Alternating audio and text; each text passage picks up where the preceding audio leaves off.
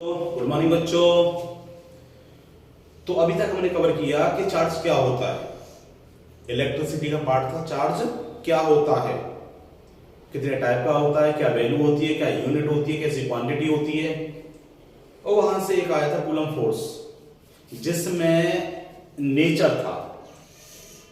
किसी ने कमेंट करके नहीं बताया कि नेचर कितने टाइप का होता है, क्या नेचर था। दो क्वेश्चन भी पूछे थे मैंने। अच्छा, नेचर क्या होता है बताया था ना, nature depend on charge. Same होंगे तो एक नेचर होगा, डिफरेंट होंगे तो एक नेचर होगा। ये समझ गए थे वहां पर कि कूलम फोर्स को ही आ रहा है, कूलम फोर्स को ही आ रहा है जो दो चार्ज पर डिपेंड कर रहा है, Q1 और Q2, separated by distance d या r। तो यहां से कूलम फोर्स बनाता है इन चार्ज के डायरेक्टली प्रोपोर्शनल और इस डिस्टेंस के इनवर्सली। डायरेक्टली मतलब न्यूमरेटर में लिखा जाता है, इनवर्सली मतलब डिनोमिनेटर में लिखा जाता है। ये डायरेक्टली इनवर्सली का मतलब होता है, इनवर्सली मतलब एक बढ़ेगा तो दूसरा घटेगा, डायरेक्टली मतलब एक बढ़ेगा तो दूसरा भी बढ़ेगा। क्लियरली ये अब इनको कंबाइन करेंगे तो यहां से फोर्स बनना था Q1 Q2 upon r square. ये आप जहां जहां पढ़ोगे प्रोपोर्शनलिटी का साइन ये हटता है और कोई चीज देता है जिसको ये बैलेंस करे, यानी तब ये हटेगा जब ये हटेगा, तब जब एक सिंबल और देगा जो कि यहां पर देता है कि that is Q1 Q2 upon r square. Last lecture देखिएगा, उसमें इसकी वैल्यू बताई है मैंने, इसकी यूनिट बताई है।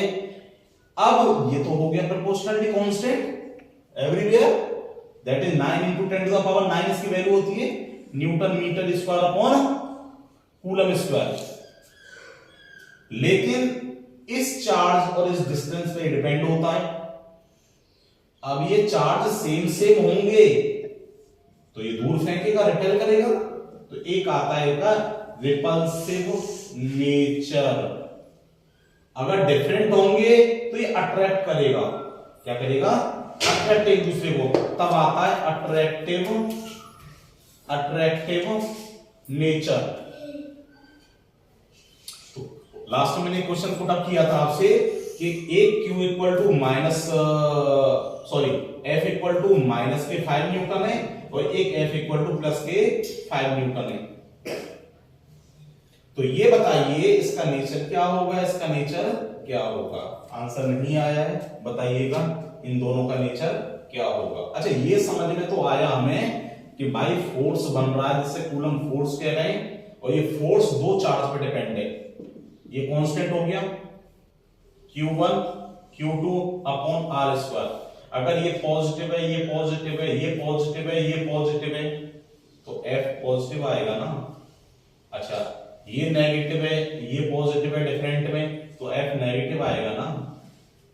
यानी जब मैंने अभी बताया जब अपोजिट साइन है तब तो ये अट्रैक्ट कर रहा है, तो उसमें फोर्स कैसा आ रहा है, नेगेटिव, तो नेगेटिव वाले में अट्रैक्टिव आएगा।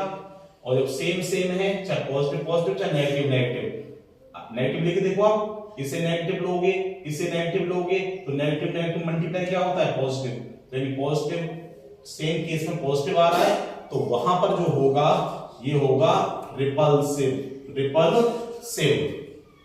समझ में आया। तो इसका मतलब F इक्वल टू माइनस के 5 Newton, F equal two plus के 5 न्यूटन। क्या लिख दूं यहां पर, अट्रैक्टिव, और यहां पर क्या लिख दूं, रिपल्सिव। तो ये हमने कवर किया था लास्ट में। आज हम आगे बढ़ते हैं, new topic that is electric current. क्या पढ़ने वाले इस चैप्टर में, थोड़ा सा रूपरेखा बना ली होगी आपने, थोड़ी सी रूपरेखा बना ली होगी। दैट इज इलेक्ट्रिसिटी पढ़ रहे हैं। इसमें हम पढ़ेंगे इलेक्ट्रिक सर्किट और क्या पढ़ेंगे, इलेक्ट्रिक चार्ज कवर कर लिया हमने। इलेक्ट्रिक चार्ज का क्वेश्चन बाकी है, वो करेंगे हम। और क्या पढ़ना है हमें, इलेक्ट्रिक करंट पढ़ना है, इलेक्ट्रिक करंट पढ़ना है। और क्या पढ़ना है हमें, और क्या पढ़ना है, रेजिस्टेंस पढ़ना है, पोटेंशियल पढ़ना है, पोटेंशियल डिफरेंस पढ़ना है, ओम्स लॉ पढ़ना है। और क्या पढ़ना है, रेजिस्टेंस में क्या पढ़ेंगे, बहुत सारे टॉपिक हैं, दैट इज रेजिस्टिविटी, रेजिस्टिविटी, और क्या पढ़ेंगे, on which factor resistance depend,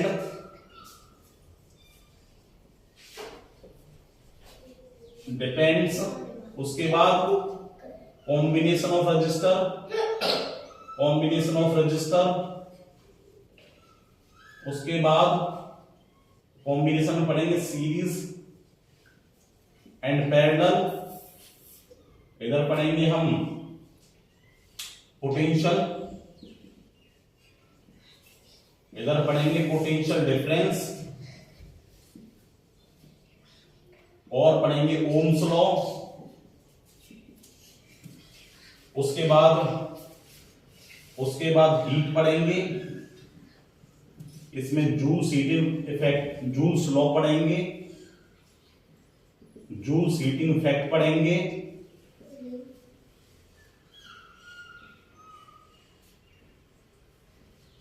ये हम कवर करने वाले हैं यहां पर। अब बात करते हैं हम इसको एक डिवाइस से मेजर करते हैं, दैट इज एमीटर, ये पढ़ेंगे। इसको एक डिवाइस से मेजर करते हैं, दैट इज वोल्टमीटर, ये पढ़ेंगे। अभी हमने इसको कवर किया है विदाउट न्यूमेरिकल, अभी न्यूमेरिकल पार्ट इसमें आएगा। ले लीजिए स्क्रीनशॉट मैप का।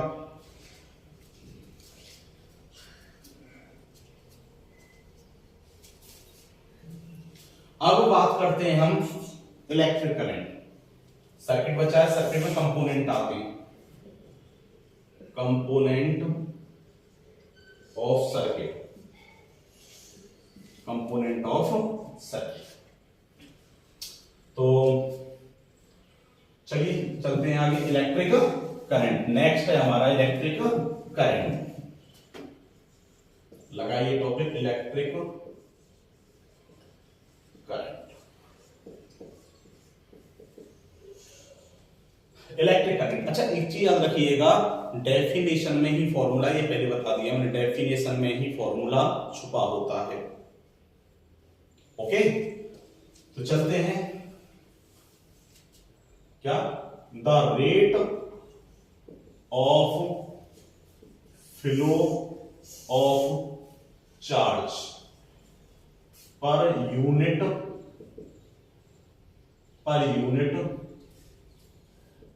Cross section area, per unit cross section area, the rate of flow of charge. देखिए इससे रेट मतलब याद रखिएगा, फिजिक्स में हमेशा लिया, रेट का मतलब होता है टाइम से divide. The rate of flow of charge, ऐसी क्वांटिटी जो टाइम पे डिपेंड होती है, वह रेट आता है। क्या, द रेट टाइम से divide flow of charge Q, that is क्या मिला हमें, I. The rate of flow of charge, the rate of flow of charge is called, यहां से क्यू का फॉर्मूला आ गया, दैट इज आई टी। तो दूसरा क्यू का फॉर्मूला, एक क्यू का फॉर्मूला हम लास्ट में लेक्चर में पढ़ चुके हैं, प्लस माइनस एनी, और एक फॉर्मूला आ गया क्यू इक्वल टू आई, इस चैप्टर का सेकंड फॉर्मूला। ऐसे फॉर्मूला लिखते जाइए आप, फॉर्मूले बनते जाएंगे। तो the rate of flow of charge is called, per unit cross section area is called electric current, is called electric current, electric current. समझ में आया? सिंबल आई हो गया, यूनिट देखिए दो बनेंगे इसकी यूनिट, दो, एक तो फंडामेंटल, एक साइंटिस्ट बेस। तो इसकी होती है कूलम, इसकी होती है सेकंड, तो इसकी यूनिट में कूलम पर सेकंड ऐसे लिख दो, या कूलम सेकंड इनवर्स, इस तरीके से। और क्या बनेगी, और जैसे न्यूटन ने काम किया, न्यूटन यूनिट है, ऐसे एम्पियर ने काम किया इस पे, और बनेगी ampere, ampere that is a से नोट करते हैं। जनरली ये याद रखते हैं, पर आप फॉर्मूला बेस भी लिख सकते हैं। आएगा समझ में? क्वांटिटी कैसी होती है, चार्ज स्केलर, स्केलर पे डिपेंड है, तो ये कैसी क्वांटिटी आपकी, स्केलर क्वांटिटी, क्वांटिटी होती है स्केलर। अब कुछ बच्चे कहेंगे कि भाई सर इसमें तो डायरेक्शन होती है, ये जो करंट फ्लो करता है, करंट फ्लो करता है इन अ सर्किट, वो negative, positive terminal of battery से नेगेटिव की तरफ करता है। तो बताइए सर इसकी कैसे स्केलर क्वांटिटी होती है? तो डायरेक्शन है इसकी। भाई क्वांटिटी कैसी होती है? स्केलर और वेक्टर। तो स्केलर क्वांटिटी वो होती है जिसमें ओनली मैग्नीट्यूड होता है। तो वेक्टर क्वांटिटी क्या होती है? जिसमें डायरेक्शन भी होती है। तो इसमें डायरेक्शन है। So why it is a scalar quantity, scalar quantity. तो ये आज का क्वेश्चन है, इसका हम जवाब देंगे कल। किसी को अगर आता है कमेंट में बताइएगा हमें, इसका हम जवाब देंगे आपको कि ये स्केलर क्वांटिटी क्यों होती है? डायरेक्शन है तब भी स्केलर क्वांटिटी है वाई। चलिए आगे बढ़ते हैं। इसका ये क्वेश्चन है आपका, नोट कर लीजिएगा, इसका जवाब हम कल देंगे। तो ये नोट्स बनाइए इस पे। ओके, देन करंट स्केलर है, ये बता दिया है हमने, लेकिन कैसे है ये क्वेश्चन के थ्रू समझाएंगे। करंट सिंपल अलजेब्रा को फॉलो करता है, वैसे ये आंसर है इसका। करंट जो होता है सिंपल अलजेब्रिक लॉ को फॉलो करता है, सिंपल वेक्टर लॉ को फॉलो नहीं करता। वेक्टर लॉ क्या होता है? एक वेक्टर से सम आता है, जब दो वेक्टर दिए वहां से सम आएगा, रिजल्टेंट डिपेंड होगा एंगल पे। एक सिंपल अलजेब्रा होता है कि भाई इधर से कोई चीज फ्लो कर रही है, इधर से फ्लो कर रही है, ऐड होके रिजल्ट मिल जाएगा, ये उसको फॉलो करता है। वेक्टर लॉ आप 11th में पढ़ोगे तो वहां पर वेक्टर लॉ समझाया जाता है इसका कि भाई कोई एक I1 करंट इधर से आ रहा है, I2 करंट इधर से आ रहा है, इधर जाएगा तो क्या होगा? तो इधर जाएगा वेक्टर के अकॉर्डिंग, तो ये होना चाहिए था, ये होता है वेक्टर के अकॉर्डिंग, ये रिजल्ट है।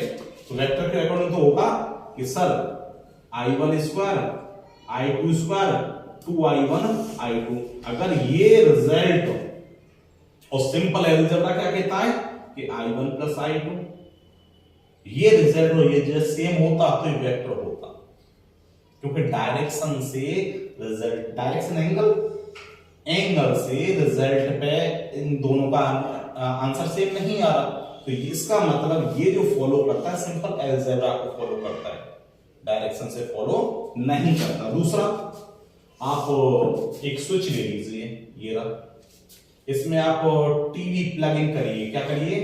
टीवी प्लग इन करिए और यहां पर टीवी को चलाइए आप। ये टीवी ऑन हो गई, आपको ऑन कर दी। अब इस टीवी को उसमें प्लग इन रहने दीजिए, इस टीवी को आप यहां पे लाइए 90 पे। कहां लाइए? 90 पे। आई बात समझ में?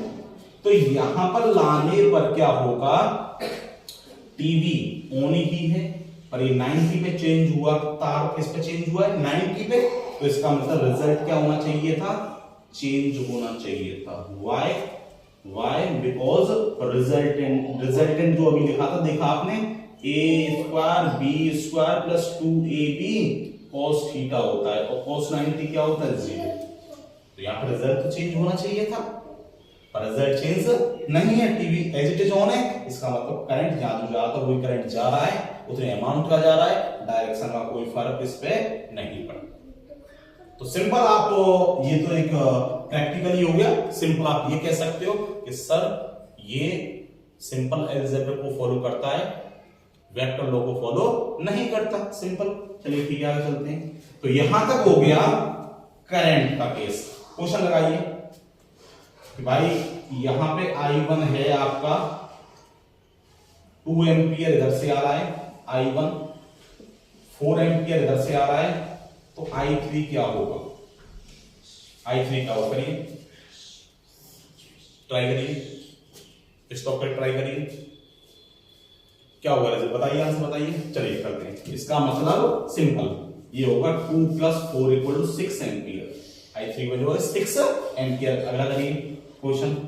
यहां से आया आपका 8 एम्पियर करंट, यहां से आया आपका पता नहीं कितना, ये निकालना है। यहां से आया 10 एम्पियर। बताइए क्या आएगी इसकी वैल्यू?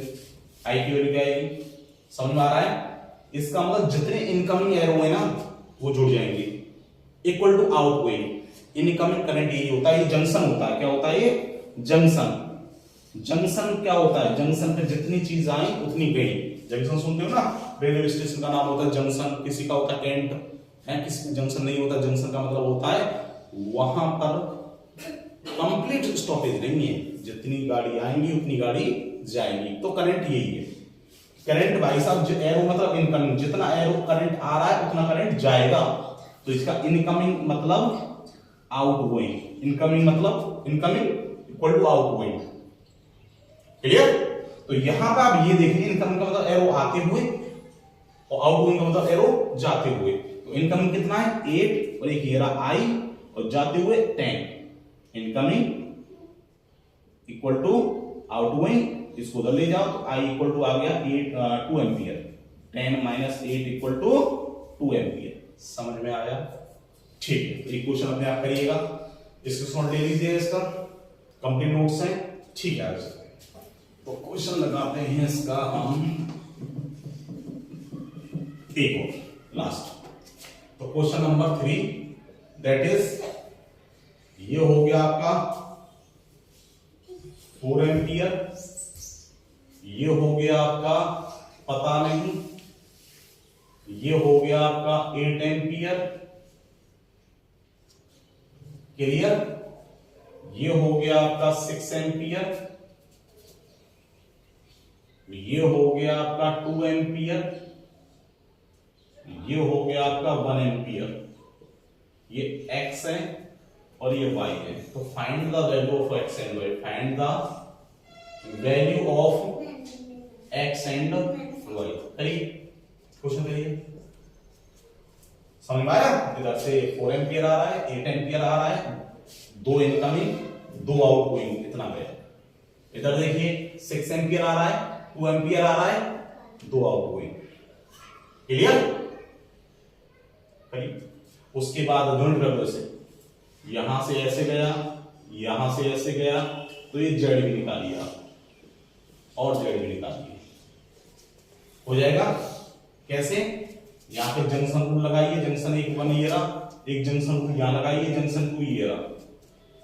जंक्शन 1 पे एट जंक्शन 1, तो यहां पर एट जंक्शन 2, जंक्शन 1 पे incoming equal to outgoing. Income कितना है 4 एम्पियर, 8 एम्पियर और इधर x प्लस 6 एम्पियर। इधर देखिए जंक्शन 2 पे देखिए 6 एम्पियर, 2 एम्पियर और 1 एम्पियर और y। यहां से देखिए 12 एम्पियर, x प्लस 6 एम्पियर, तो x इक्वल टू हो गया 12 माइनस 6 इक्वल टू 6 एम्पियर। इधर देखिए ये हो गया 8 एम्पियर, 1 प्लस y, तो y इक्वल टू हो गया 8 ampere minus 1 ampere equal to 7 ampere. अब z की बात करते हैं, z की बात करते हैं, तो z मिला हमें y और 1 से, y और 1 से, तो z हो जाएगा यहां पर इनकमिंग और आउटगोइंग, यानी एट जंक्शन 3 ये मिल रहा है, junction 3, at junction 3, at junction 3, तो incoming y plus 1, outgoing z, तो y यहां से आया 7 प्लस 1 z, तो z आ गया y का अब आपका 8 एम्पियर। ये है simple question based on algebraic sum, junction rule, incoming outgoing. तो इसको आप दिमाग में रखिएगा, बहुत क्वेश्चन पूछे जाते हैं। बोर्ड में तो नहीं पूछा जाएगा, एक आ सकता है बोर्ड में, लेकिन आउटसाइड तो बहुत पूछे जाते हैं। चलिए ओलंपियाड वगैरह में नॉलेज होनी चाहिए। ओके, ये हो गया, ठीक है। एक क्वेश्चन करते हैं अलग से, definition base. a 4 ampere current drawn from a filament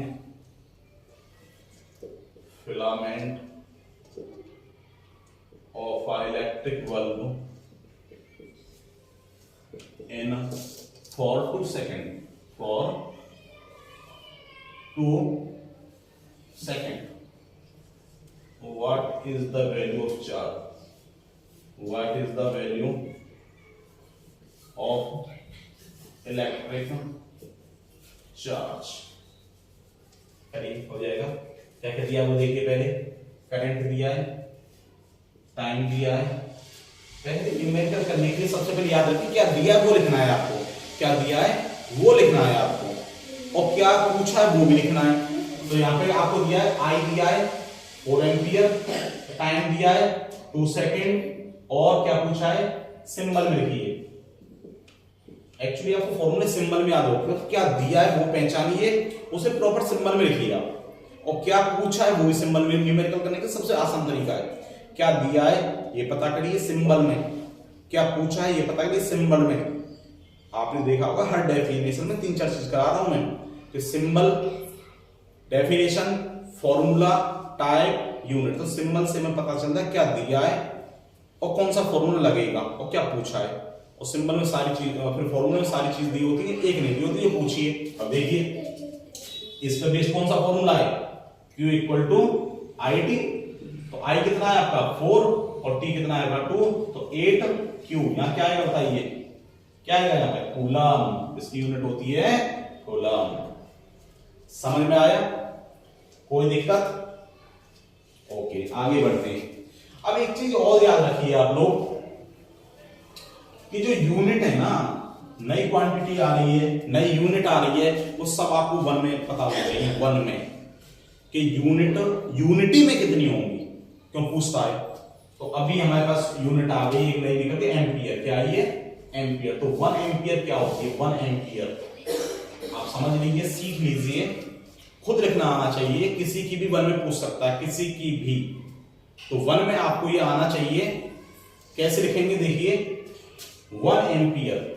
अभी कहां पड़ा, एम्पियर होती है करंट की, कहां से आता है Q और कहां से आता है T। तो ये 1 एम्पियर डेफिनेशन पूछ रहा है, RSS को डिफाइन कर दीजिए, that is 1 coulomb upon 1 second, 1 coulomb upon 1 second. अब इसको डिफाइन करना, आप ऐसे लिख लीजिए, डिफाइन कर लीजिए, यूनिटी चार्ज, यूनिटी यानी 1 coulomb charge flow per unit second, flow for 1 second और पर यूनिट पर सेकेंड, पर second is called 1 ampere, 1 ampere. सब की आप ऐसे अपने आप लिख सकते हो, फॉर्मूले में 1 पुट करिए और लिख दीजिए, किसी की भी 1 की आती है, 1 वोल्ट, 1 एम्पियर, 1 ओम, 1 जूल, ये सब आती है। तो 1 में आप ऐसे लिखा करिए आप, ठीक है। आगे चलते हैं, तो नेक्स्ट टॉपिक जो कवर करेगा हमारा पोटेंशियल होंगे, पोटेंशियल डिफरेंस, पोटेंशियल डिफरेंस, और कैरी ऑन करेंगे ओम्स लॉ पे।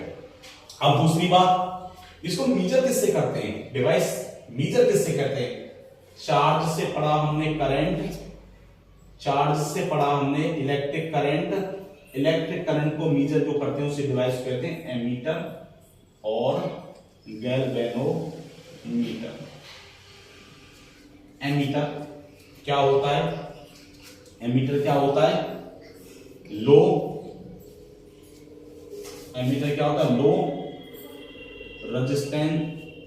रजिस्टिंग डिवाइस होता है, सीरीज में कनेक्ट होता है, connected in series,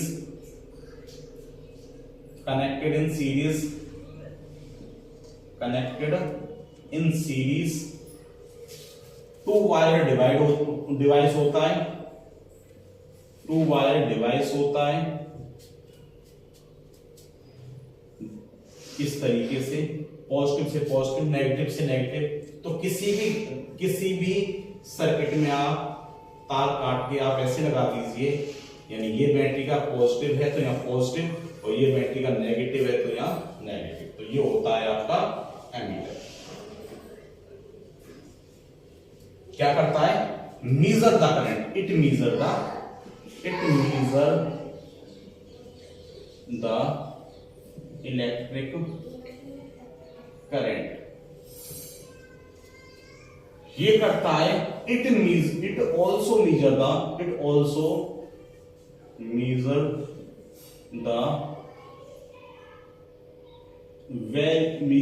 very small current, बहुत छोटे करंट को ये मेजर करता है, स्मॉल करंट विद डायरेक्शन, ये डायरेक्शन भी बताएगा आपको। इसका सिंबल होता है कैपिटल जी, ये भी 2 वायर डिवाइस होता है। तो कहीं आप ये देखोगे, कहीं आप ये देखोगे। समझ में आया? तो ये है एमीटर, करंट को मेजर करते हैं इससे, यूनिट हो गई एम्पियर। समझ में आया? नोट कर लीजिए, आगे चलते हैं। तो इस लेक्चर में कवर किया हमने इलेक्ट्रिक करंट को, इलेक्ट्रिक करंट को, डेफिनेशन उसकी, यूनिट उसकी ampere, formula that is I equal to Q upon T, that is Q equal to IT, okay, और डिवाइस, दैट इज एमीटर और गैल्वेनोमीटर,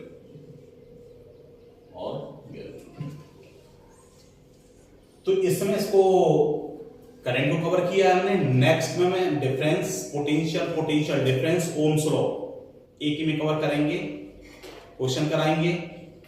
बने रहिए आप साइंस का ज्ञान के साथ। लाइक करिए, कमेंट करिए और अपने दोस्तों को बताइए।